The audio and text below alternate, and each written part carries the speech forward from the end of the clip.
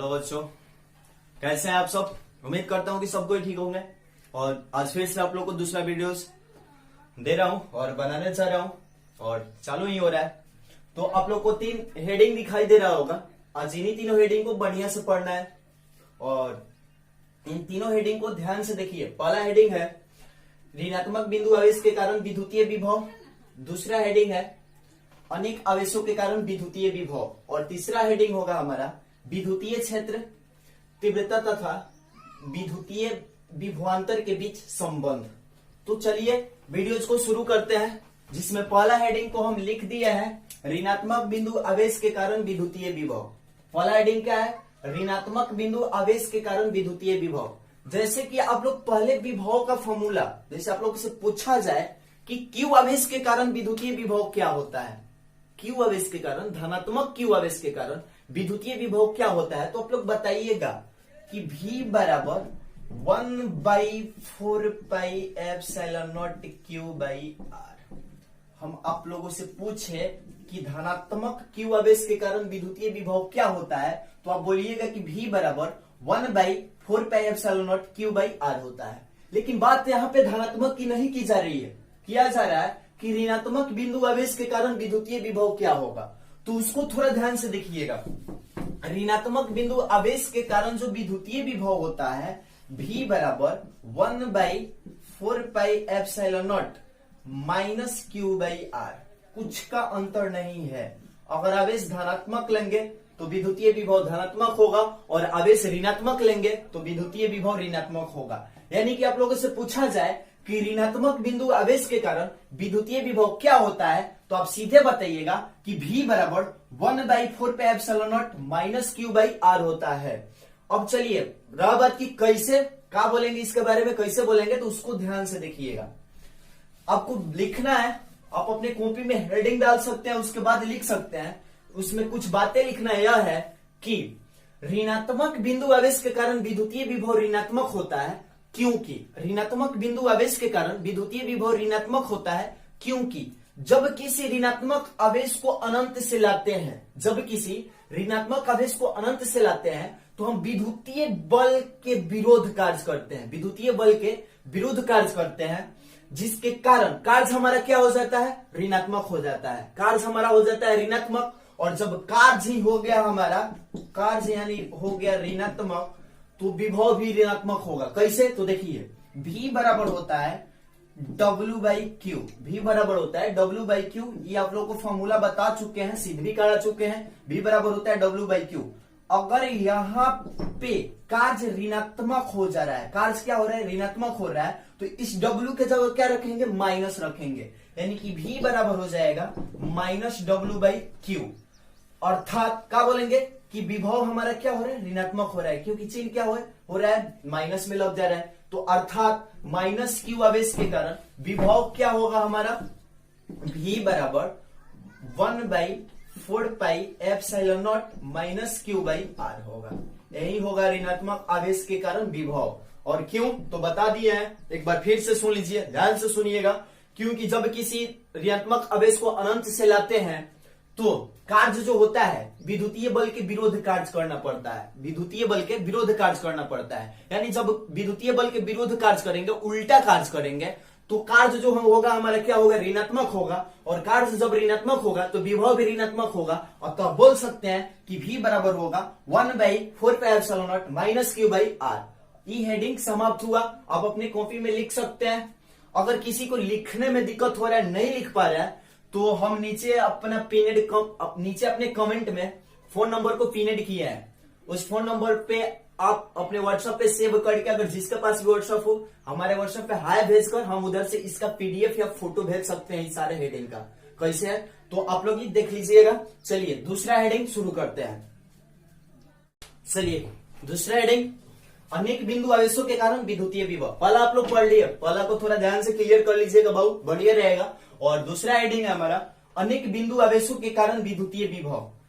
Heading को थोड़ा समझिए। अनेक बिंदु आवेशों के कारण, अनेक का मतलब सब कोई समझता होगा, अनेक का मतलब बहुत सारा। अनेक बिंदु आवेश, बिंदु आवेश का मतलब पॉइंट चार्ज, यानी आवेश पॉइंट चार्ज का मतलब होता है कि आवेश छोटा हो। अनेक बिंदु आवेश के कारण हमें क्या निकालना है? विद्युतीय विभव निकालना है।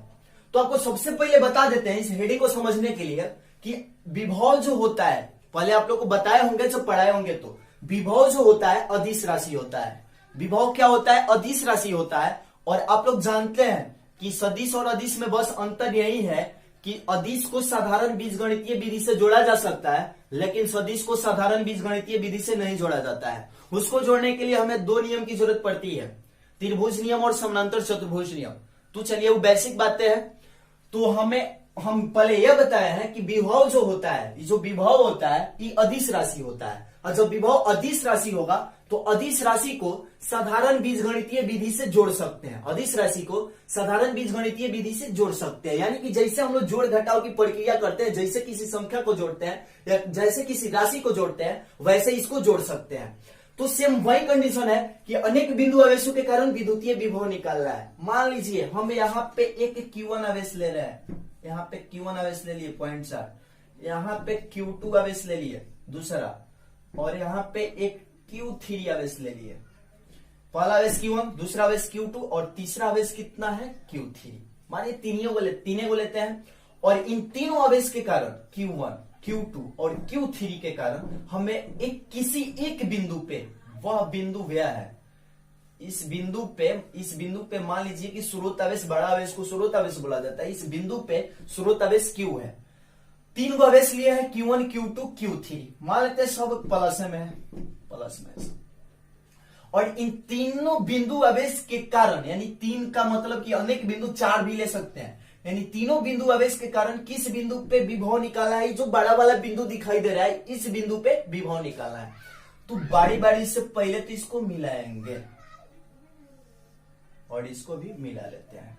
और यहां से यहां तक की तो दूरी चाहिए ना, हमें बता रहे हैं दूरी क्यों चाहिए, क्योंकि v बराबर जो होता है 1/4πε0 Q/r, जहां r क्या होता है?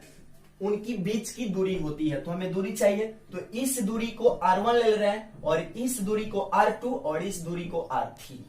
तो तीन गो आवेश है, और इन तीनों आवेश के कारण इस बिंदु पे हमें विद्युतीय विभव निकालना है। मान लेते हैं कि Q1 आवेश के कारण इस जो बिंदु पे विद्युतीय विभव हो रहा है, उस विद्युतीय विभव को हम V1 मान ले रहे हैं। विभव को V से सूचित किया जाता है। Q1 आवेश के कारण जो विद्युतीय विभव इस बिंदु पे हो रहा है, उसको V मान ले रहे हैं, और उस आवेश के कारण जो विद्युतीय विभव V1 हो रहा है, उसको लिखेंगे 1/4πε0। और किस आवेश के कारण?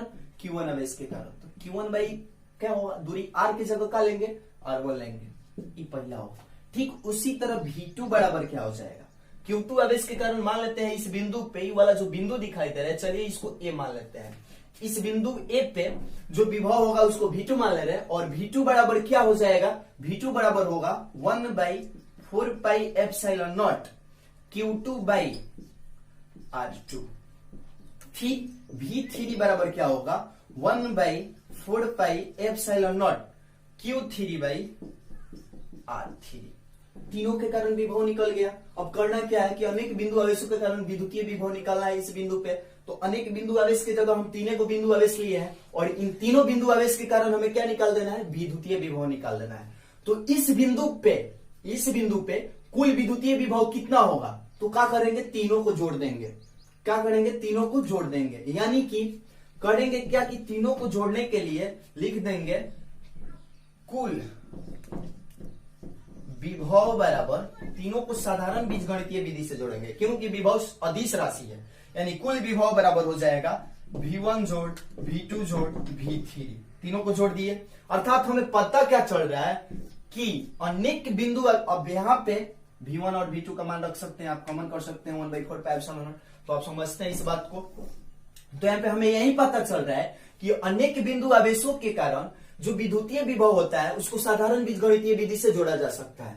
अगर हेडिंग पूछता है आप लोगों से, या कोई भी पूछते हैं कि अनेक बिंदु आवेश के कारण विद्युतीय विभव क्या होता है, तो आप सीधे लिखिएगा कि अनेक बिंदु आवेशों के कारण विद्युतीय विभव जो होता है सभी आवेशों के कारण विद्युतीय विभव के कुल जोगफल के बराबर होता है। यानी कि अनेक बिंदु आवेशों के कारण सभी विद्युतीय विभव को साधारण बीजगणितीय विधि से जोड़ा जा सकता है। यानी कि बहुत सारे आवेशों द्वारा अगर किसी बिंदु पे विद्युतीय विभव निकालना हो तो उन सारे आवेशों के कारण विद्युतीय विभव जो होगा उसको साधारण बीजगणितीय विधि से जोड़ देंगे। बस यही था दूसरा हेडिंग। तो चलिए समझ में, उम्मीद करता हूं कि सबको समझ में आ गया होगा। और तीसरा हेडिंग शुरू करने जा रहे हैं, तो वीडियोस को अंत तक देखते रहिए, क्योंकि आप इस हेडिंग को लिख सकते हैं और आप लोग को जहां तक पढ़ाई हुआ था उसके बाद ही हम पढ़ा रहे हैं। तो कृपया वीडियोस को रोज देखिए और ज्यादा से ज्यादा हो सके, जितना से जितना हो सके बहुत शेयर कीजिए। चलिए तीसरा हेडिंग शुरू करते हैं। चलिए बाबू तीसरा हेडिंग देखिए ध्यान से। तीसरा हेडिंग है विद्युतीय क्षेत्र तीव्रता तथा विभवांतर के बीच संबंध। आज का जो तीसरा हेडिंग है विद्युतीय क्षेत्र तीव्रता तथा विभवांतर के बीच संबंध। आप लोग भली बात परिचित होंगे इससे कि विद्युतीय क्षेत्र तीव्रता क्या होता है, विद्युतीय क्षेत्र तीव्रता क्या होता है और विभवांतर क्या होता है। चलिए मानते हैं कि नहीं याद होगा, हम याद दिलवा दे रहे हैं। तो ध्यान से सुनिए, विद्युतीय क्षेत्र तीव्रता क्या होता है। सबसे पहले तो आप लोग को जानना होगा कि विद्युतीय क्षेत्र इसमें क्या होता है, विद्युतीय क्षेत्र क्या होता है। हम शुरू से पढ़ा नहीं रहे हैं, पढ़ा चुके हैं इसको, और आप लोग को सिर्फ याद दिला दे रहे हैं कि विद्युतीय क्षेत्र होता क्या है।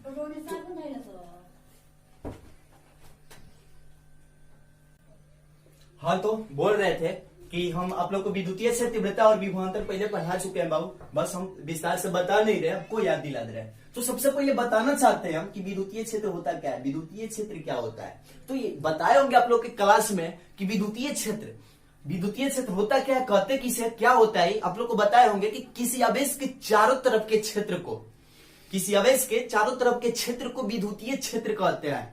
किसी आवेश के चारों तरफ के क्षेत्र को विद्युतीय क्षेत्र कहते हैं, जिस क्षेत्र में किसी दूसरे छोटे आवेश को ले जाने के बाद वह बल अनुभव करे, उसी क्षेत्र को विद्युतीय क्षेत्र बोलते हैं।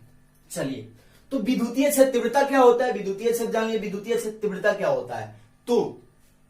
तो बोला जाता है कि विद्युतीय क्षेत्र में, किस क्षेत्र में, विद्युतीय क्षेत्र में। अब विद्युतीय क्षेत्र कैसे बनेगा, तो आप जानते हैं कि किसी आवेश के चारों तरफ के क्षेत्र को ही क्या बोला जाता है, विद्युतीय क्षेत्र बोला जाता है। तो विद्युतीय क्षेत्र तीव्रता कहते किसे है, तो किसी विद्युतीय क्षेत्र में किसी इकाई आवेश को ले जाने पर, किस आवेश को, इकाई आवेश को ले जाने पर वह आवेश जितना बल अनुभव करता है उसी बल को क्या बोला जाता है, विद्युतीय क्षेत्र तीव्रता बोला जाता है। यानी कि विद्युतीय क्षेत्र तीव्रता जो है हमारा एक प्रकार का बल है, और ये कौन सा बल है, तो किसी इकाई आवेश पर लगने वाला बल है। इसी बल को बोला क्या जाता है, विद्युतीय क्षेत्र तीव्रता बोला जाता है। और विभवांतर क्या होता है, विभवांतर क्या होता है, तो इसको भी देखिए। विभवांतर के लिए विभव के अंतर को विभवांतर कहते हैं। ये आपका परिभाषा सही था 10 क्लास तक, लेकिन हम अलग लिखवाए होंगे कुछ, तो चलिए बता रहे हैं उसको। विभव का मतलब आप लोग जानते होंगे कि इकाई आवेश को अनंत से लाने में जितना कार्य किया जाता है उसे विभव कहते हैं। और 3 बात बताए होंगे, बी ट्रिपल बी। विद्युतीय क्षेत्र में बिना त्वरण के विद्युतीय बल के विरुद्ध लाने में इकाई आवेश को अनंत से जितना कार्य किया जाता है उसे विभव बोला जाता है। और किसी विद्युतीय क्षेत्र में एक बिंदु से दूसरे बिंदु तक, किसी विद्युतीय क्षेत्र, मान लीजिए विद्युतीय क्षेत्र है हमारा, ये वाला सब विद्युतीय क्षेत्र है। इस विद्युतीय क्षेत्र में एक बिंदु से दूसरे बिंदु तक किसी आवेश को लाने में जितना कार्य किया जाता है, किसी इकाई आवेश को लाने में जितना कार्य किया जाता है उसी कार्य को बोला क्या जाता है, विभवांतर बोला जाता है। तो अंतर यही है कि वहां पे अनंत से ला रहे हैं और यहाँ पे एक बिंदु से दूसरे बिंदु तक ला रहे हैं, उसे विभवांतर बोलते हैं। तो वही है हमारा। तो चलिए, अब बहुत हो गया हेडिंग के बारे में, अब थोड़ा इसको हम सॉल्व करते हैं, बनाएंगे कैसे, सिद्ध कैसे करेंगे। तो देखिए ध्यान से, सबसे पहले तो हमें मानना पड़ेगा कि मान लेते हैं कि एक स्रोत आवेश Q है। एक स्रोत आवेश क्या है, Q है। इस स्रोत आवेश Q का एक अपना विद्युतीय क्षेत्र होगा, और उस विद्युतीय क्षेत्र में R दूरी पे, किसी भी दूरी पे, मान लीजिए कि आड़े दूरी पे ले रहे हैं यहां से, उस विद्युतीय क्षेत्र में R दूरी पे कोई एक छोटा सा आवेश Q रखा गया है। एक छोटा सा आवेश क्या रखा गया है, Q रखा गया है। R दूरी पे एक छोटा सा आवेश Q रखा गया है, और इस आवेश को इसी विद्युतीय क्षेत्र में इस बिंदु से, बिंदु A से बिंदु B पर लाया जा रहा है। किस आवेश को, इस Q आवेश को बिंदु A से बिंदु B पे लाया जा रहा है। अभी बताए थे हम आपको कि विभवांतर का मतलब होता है कि किसी विद्युतीय क्षेत्र में किसी आवेश को एक बिंदु से दूसरे बिंदु तक लाने में जो कार्य किया जाता है उसे विभवांतर बोलते हैं। तो इस विद्युतीय क्षेत्र में इस आवेश को बिंदु A से बिंदु B तक लाया गया है, और A से B के बीच की दूरी को हम अल्पांश ले रहे हैं d r, बताए होंगे कि किसी भी भौतिक राशि के अल्पांश भाग को दिखाने के लिए या तो उसके पहले डेल्टा लगाया जाता है या डी लगाया जाता है। यानी कि अल्पांश दूरी डी आर ले लिए और इस दोनों बिंदुओं के बीच की अल्पांश दूरी कितना है, डी आर है। तो चलिए आगे बढ़ते हैं।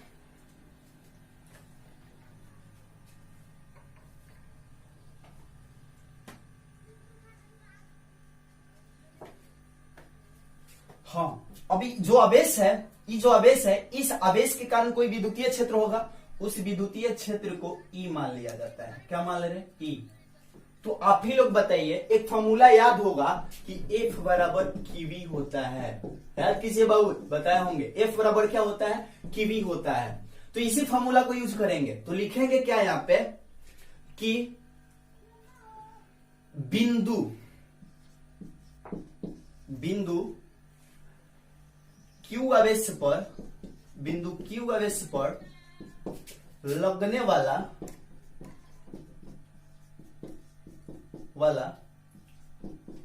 बल बराबर क्या होगा, बल बराबर यानी F बराबर क्या होगा, QV होगा। क्योंकि आवेश Q है और विद्युतीय क्षेत्र E है, तो क्या हो जाएगा, QV हो जाएगा।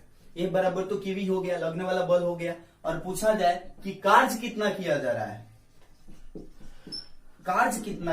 तो आप लोग जानते होंगे कि W का फॉर्मूला होता है कार्य W बराबर F डॉट S। इसको आगे बढ़ाएंगे तो Fs cos थीटा हो जाएगा। क्या होगा, Fs cos थीटा।